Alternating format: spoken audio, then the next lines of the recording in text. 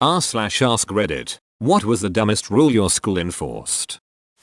In grade 8, we were banned from standing in circles at recess because of potential scandalous activity going on in the middle. We stood in squares instead. Be there and be square. For a while in my school, groups of kids would stand in circles shouting fight, fight, fight, until a teacher came to break up the non-existent fight. God, we were a-holes. I wish my students would do imaginative and actually kinda funny stuff like this, rather than the incomprehensibly childish and boring regular kid stuff that's as tedious to solve as it's embarrassing to all involved. Edit. If one of you guys is responsible for the fake fire alarm today, that's not what I meant equals. We couldn't wear winter clothing, jackets, hats, gloves in class because they were gang symbols. This was a small farm town in Wisconsin. Besides obviously having no gangs, it was ducking cold, even indoors, in the winter, but clearly wearing warm clothing is something only gangs do. Mitten Clan ain't nothing to duck with.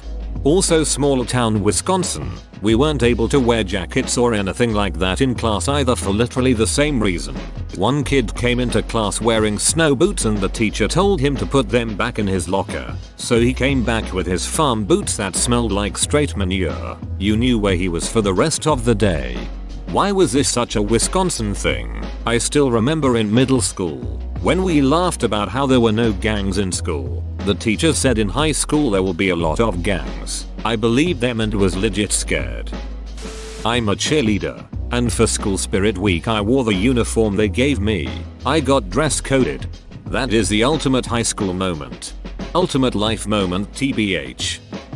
They banned wristwatches. No one knows what the reason was. It's a gateway clock. Before you know it, people will start bringing pocket watches, then wall clocks, then grandfather clocks, and before you know it some kid walks in with Big Ben. Then what do? Our school banned hugging because it was erotic. As you can imagine, the boys at school started giving each other very sensual high fives for the rest of the year. I picture them moaning loudly while their hands were slowly gliding against the other for several seconds. Can't wear two men a matching shirts because you could be a gang. This was in regards to a kid with cancer wanting to make a bunch of shirts. My high school was in Butt Duck, Nebraska. American schools seem to be obsessed with the idea of gangs. No backpacks to class, but purses were allowed. Girls started carrying around purses big enough to be considered a backpack. Guys got pissed, started carrying purses too. Middle school had banned salt and pepper from being used in the cafeteria. Claimed it was too unhealthy. Still sold Mountain Dew in the vending machines. School I used to teach at had similar rules. Some bullshit about federal nutrition standards or something. We'd just keep them in the teacher's lounge along with hot sauces and chamoy and a few other condiments and leave them on our desks. In my freshman year of high school we had a terrible vandalism problem. The bathrooms would be broken in various ways almost constantly. In a stroke of pure genius, the staff decided that any bathroom that was vandalized would be closed for the week on first offense, to the quarter for second, and permanently on the third offense. They took back the rule after closing every bathroom on day 1. Holy shit, recently at my high school someone stole a ducking urinal. I have no clue how someone manages to do that. That takes some Ocean's 11 level planning right there. In 6th grade they switched out all student chairs for large rubber stability balls. There was a strict no bouncing rule. It was a disaster. Edit. This was in Arizona in the late 90s for those asking. The idea was to promote better posture. This wouldn't work with any age group, let alone 6th graders. Prom was a mandatory lockdown for the night in order to avoid students going to parties after prom. Prom was held at various house parties across town instead. I hated when schools shove their noses into everyone else's business. Shoes are to be worn as the manufacturer intended. I have no clue who was wearing their shoes incorrectly, or how, but this line, verbatim, was repeated to us over the morning announcements when there were perceived infractions at various points throughout the year. Maybe people were drawing on their shoes?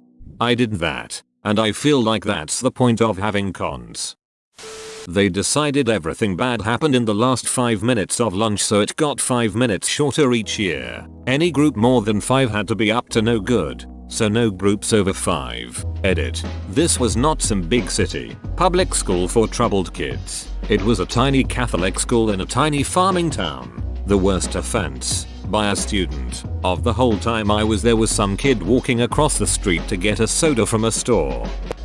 If you were involved in a fight, you got suspended. While it sounds reasonable, context didn't matter. I got suspended once, not for throwing a single punch, kick, whatever. I got suspended because someone knocked the books out of my hand, and when I reached down to grab them they punched me in the face. I got suspended for walking down the hallway and unprovoked getting punched in the face. Duck Brandon Valley Middle School. My buddy got suspended for something similar. His Marine Corps MP mother told him in no uncertain terms that if anyone tried that shit again, earn that suspension. Ducking, surprise surprise. The dude tried that again and he went ham on that kid. Busted nose, torn ear, black and blue for weeks. The fallout was exactly the same as not fighting back at all, except my buddy got a pat on the back from his mom and a new video game. Tell you what, no one tried that with him again. If it wasn't zero tolerance then it wouldn't be a problem. Someone gives you some physical trouble and they get punished. Easy peasy. They've got cameras everywhere. Surely it would be pretty easy to see. You couldn't wear any kind of head items that were gang colors, red or blue. This included hairbands, scrunchies, beads in your hair, ribbons, anything. I got in trouble for wearing a blue hairband with white polka dots. Don't joke about the polka dot cartel. My high school mascot was Daniel Boone holding a musket. A kid wore a Guns N' Roses shirt to school and was told he had to change shirts because of the pistols on the shirt. He pointed out the hypocrisy of the school mascot and they changed everything. The mascot was switched to holding a flagpole instead. Every instance of the mascot was changed from the multiple signs outside and around the school to the giant picture in the middle of our basketball stadium. Holden, you're a ducking legend for this. They banned hats because hats can be used to signify gang colors. The only major crime group in our area was the Hells Angels, and they certainly weren't having people wear hats for children to signify their allegiance. It was so bad a few years after I graduated I came back to volunteer as a chaperone for a school trip as a favor for my favorite teacher. The principal saw me wearing a beanie from across school. He literally sprinted half a mile to chase me down and tell me to take off the hat. When I told him I wasn't a student and didn't have follow the dress code, he said either take off the hat, leave, or he'd call the cops. It wasn't the actual day of the trip. Just had to show up to get the itinerary and stuff, so I just said, "Duck you, I'm out, idiots." I loved telling this one. We had percentage grades, and if you earned 100% in a class for the semester you would be dinged down to 99%, because only God is perfect. As far as I know this was not an official rule, and I only know of it happening one time, to the girl who eventually became our valedictorian. But that was the reasoning she was given. It was a Catholic girls' high school and there were a lot of other weird, strictly enforced rules, especially around the uniform. But the only God is perfect rule will always take the cake for me. You got in trouble if you wore just a Hanes white t-shirt after school because you were in your underwear. Might as well just wear your literal underwear to make a statement. My high school banned t-shirts that had the cover of Rush's album Signals, an album popular at the time, which features an image of a dog sniffing a fire hydrant. They considered it scatological because the dog was about to pee on it. This struck the entire student body as extremely stupid, and roughly 1/2 of the student body picked a day to wear the t-shirt. We won. Imagine how terrible it would be if kids found out that dogs pee. We weren't allowed to have cough drops in our elementary because the school considered them drugs. God help you if you had a headache. Oh, you need an aspirin? Well, you need to eat more fiber, because that's tough shit. This is still a thing. My daughter is lactose intolerant and she's not allowed to take Lactaid with lunch because it's a drug. Took all the doors off the men's room bathroom stalls because of vandalism for 2 months. Same at my school, but for all 4 years. We had no TP or mirrors either. No TP? What did you use then? If I had to poo, I'd walk home. We were all given these ugly planners at the beginning of the school year, with a few pages at the back filled with hall passes. If you didn't have your planner, or if all your boxes were filled, you weren't allowed to go to the bathroom. And no, you couldn't buy a new planner or borrow one from your friend. The only excuse you had was if you had a doctor's note. But no doctor is going to give a note for an upset stomach caused by the school lunch. Oh wow, I totally forgot about this until you said this. We had those too. Some teachers gave extra credits to kids who never used any of their hall passes. I went to a school that had block scheduling, so our classes were 2 hours long. Pretty messed up that we were incentivized to never use the bathroom. Now that I think back on that. God, my middle school did too. You had a page of hall passes and I think you had like 6 for a quarter. You could use them to go to your bathroom or your locker if you forgot your homework or something. If you didn't use them you got extra credit. I think I used one once the whole time I was in middle school because I had forgotten my homework in my locker. I later developed Crohn's disease around age 17 and I am terrified to think what that would have been like in middle school pre-diagnosis and thus pre-doctor's note. No jackets. They think we may hide things like phones or bombs there. We had to wear belts. Someone snitched that people weren't wearing belts under their sweaters, and they actually checked and a bunch of people got detentions. Stupid.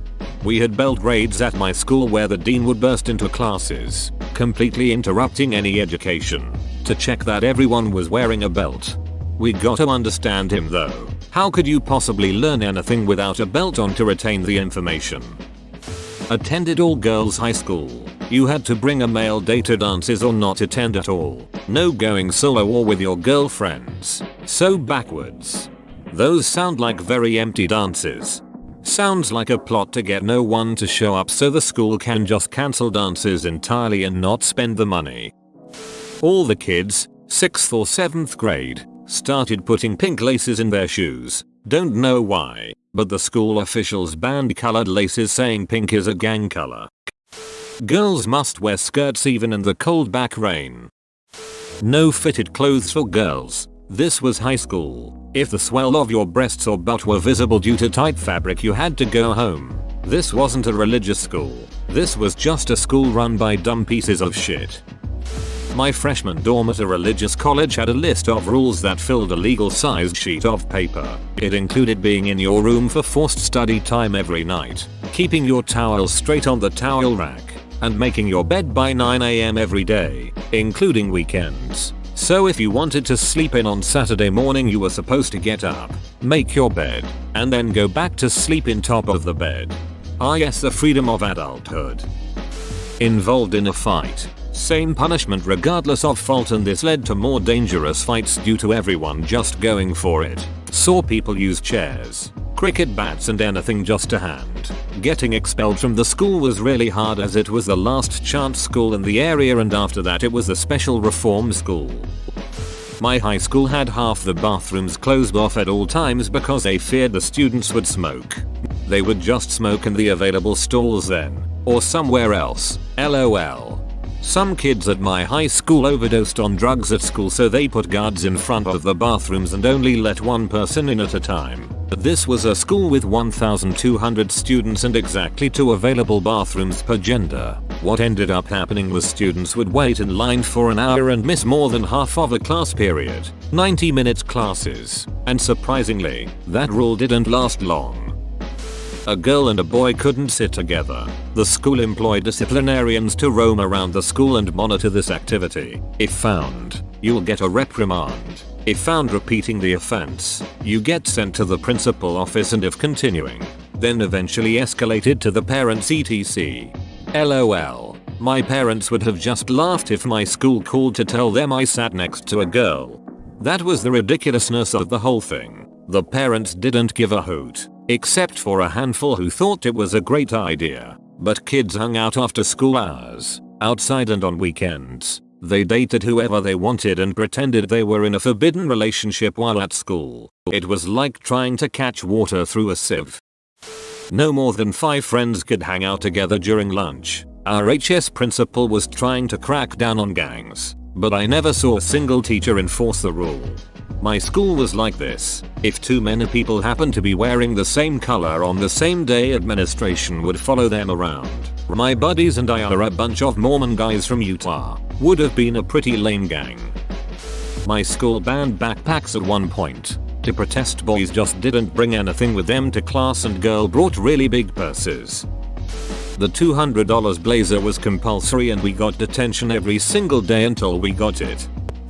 No rubbing linseed oil into the school cormorant. This is the quality word salad I need right now. No bits.